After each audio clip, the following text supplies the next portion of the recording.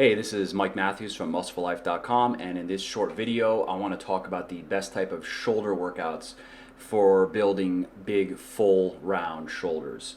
So the first thing that I want to talk about is how you train your shoulders. Then we'll get into the exercises themselves. And by how you train, what I mean is what I see a lot of people doing in the gym for shoulders.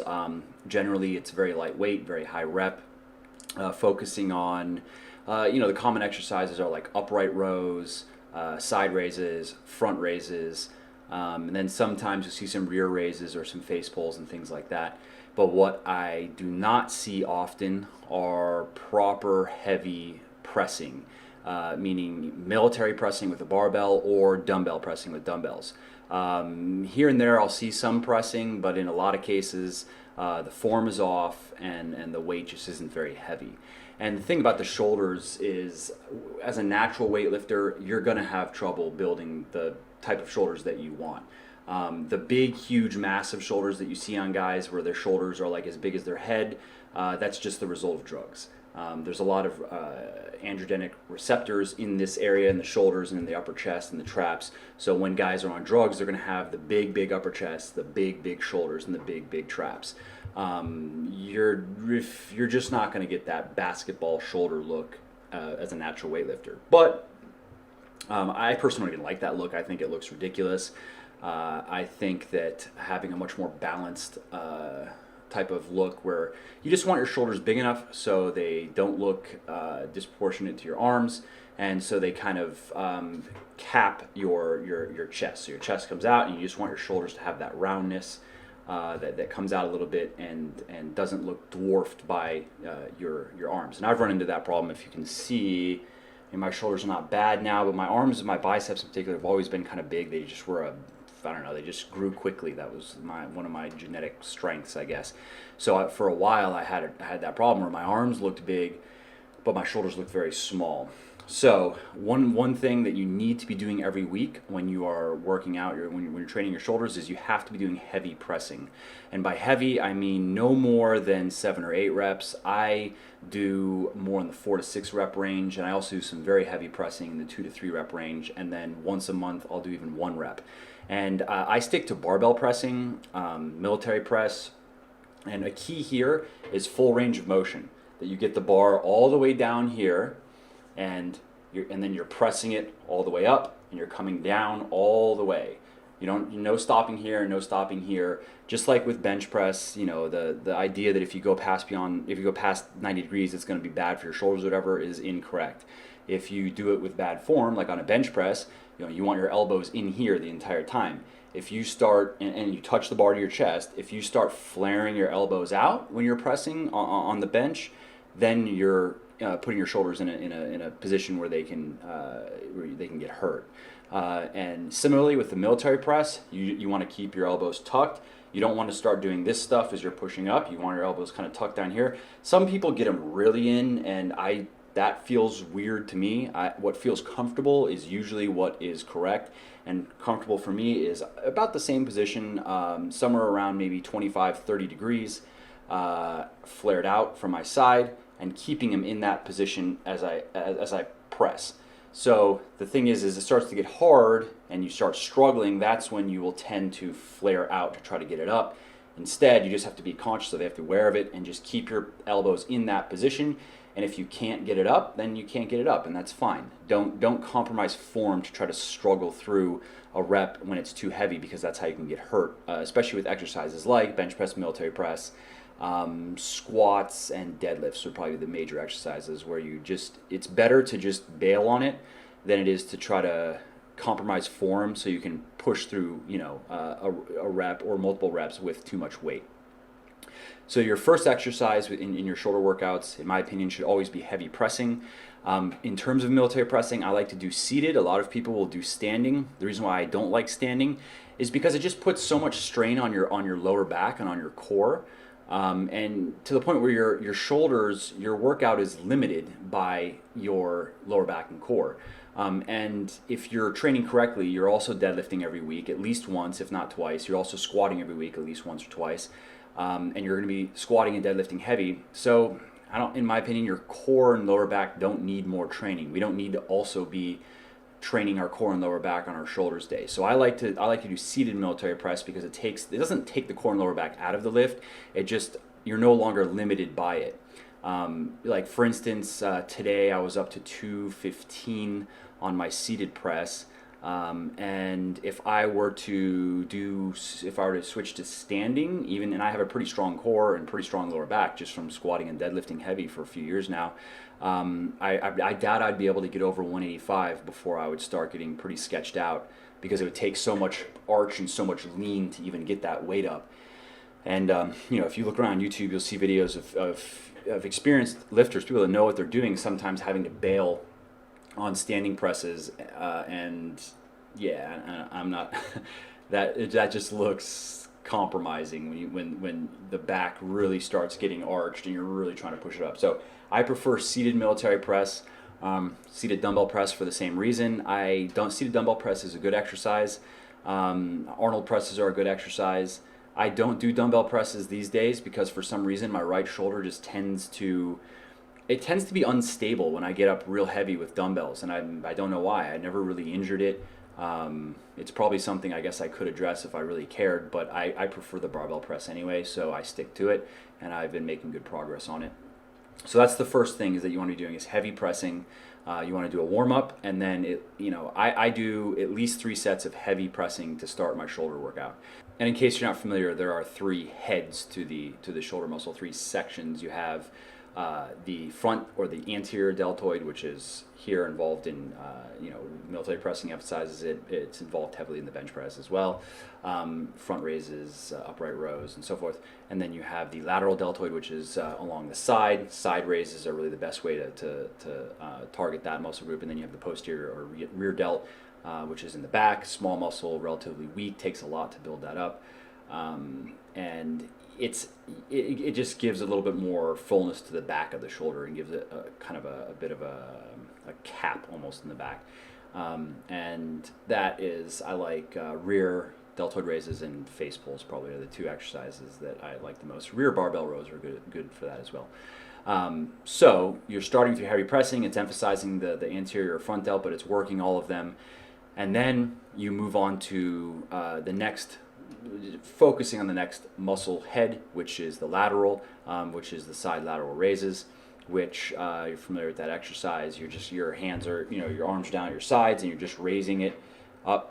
Your arm can be bent a little bit, and I like that at the top. I like to turn it in a little bit like this.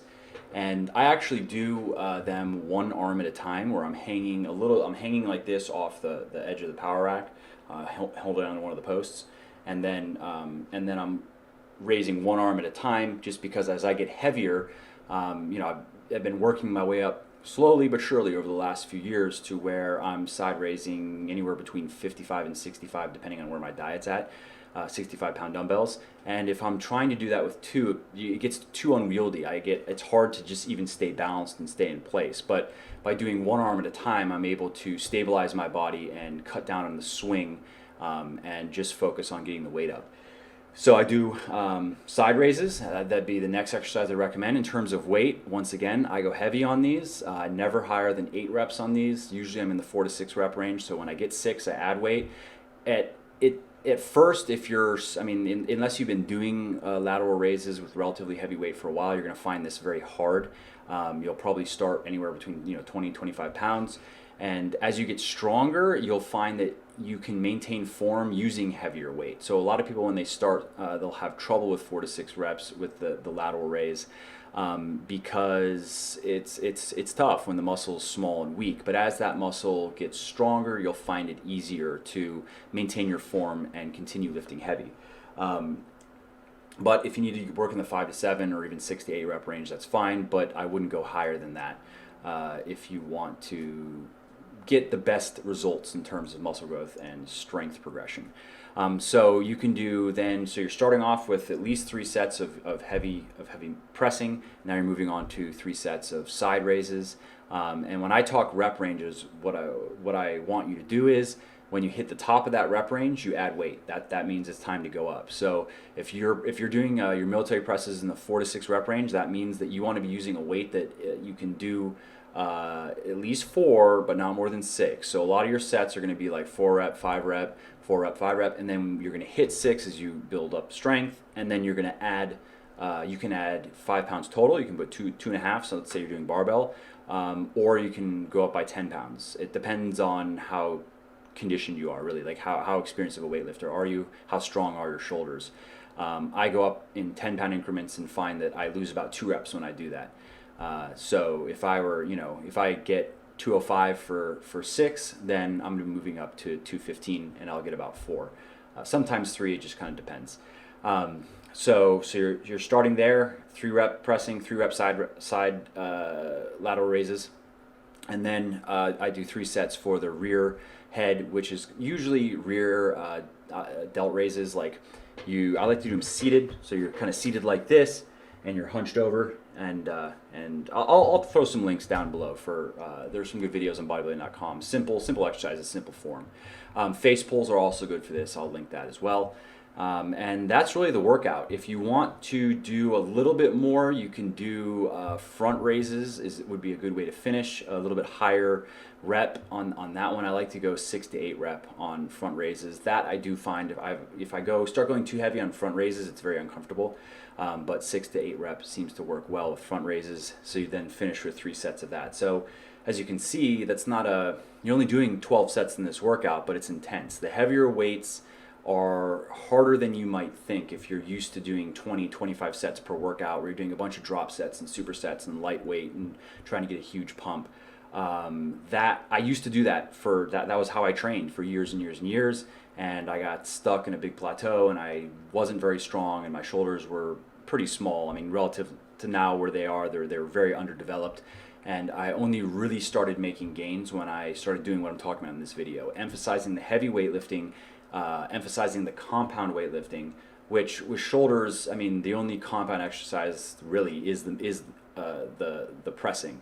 And I don't know if I would say that barbell pressing is better than dumbbell pressing. It's just different, so you can alternate between them.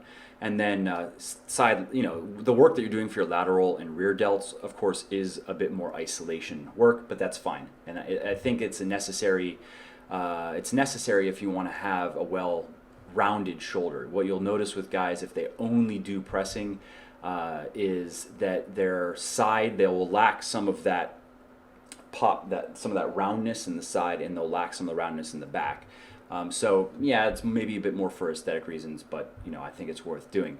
And that's it. If you do that, and if you're eating right, and you progress on your weights, if you gotta, I was just talking with somebody in the gym today, a guy that just kind of, he's there and we work out together and stuff, and he's very random with the weights that he lifts. One day he's, he likes to do a lot of chest, of course, which I've been trying to tell him he doesn't need to do chest 4 times a week.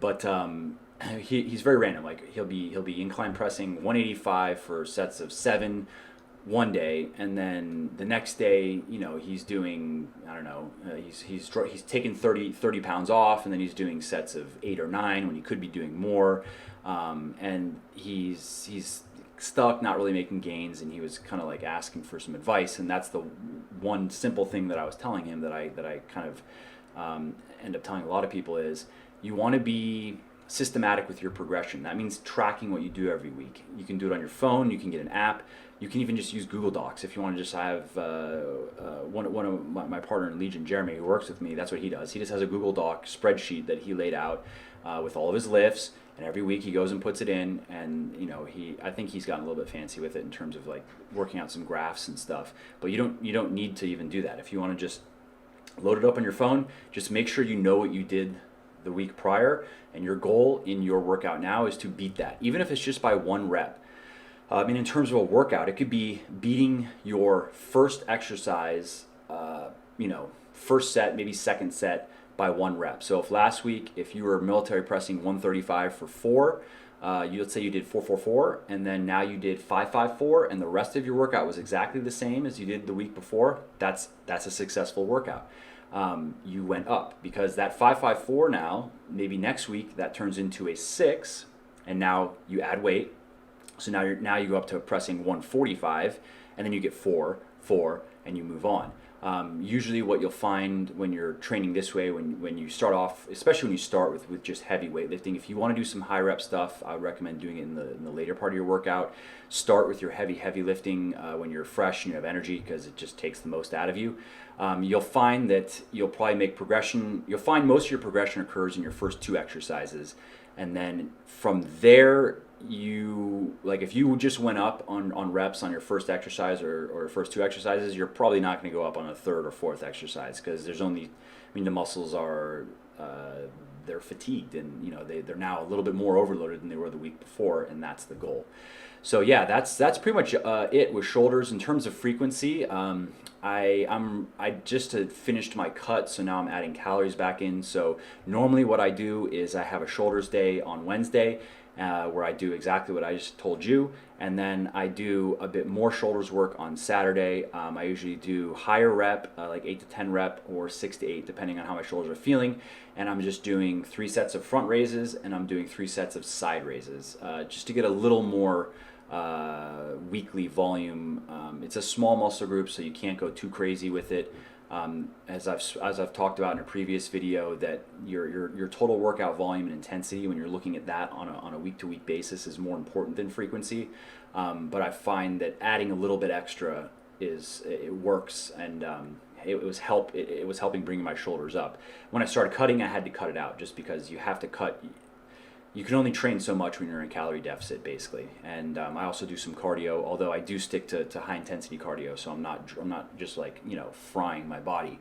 But I drop to 5 days of lifting when I'm cutting, and then about 3 or 4 days of HIIT cardio. Okay, that's it. If you have any questions, just put them down in the comments below, and I'll answer. And give the shoulder workout a try, and let me know how it goes. Thanks.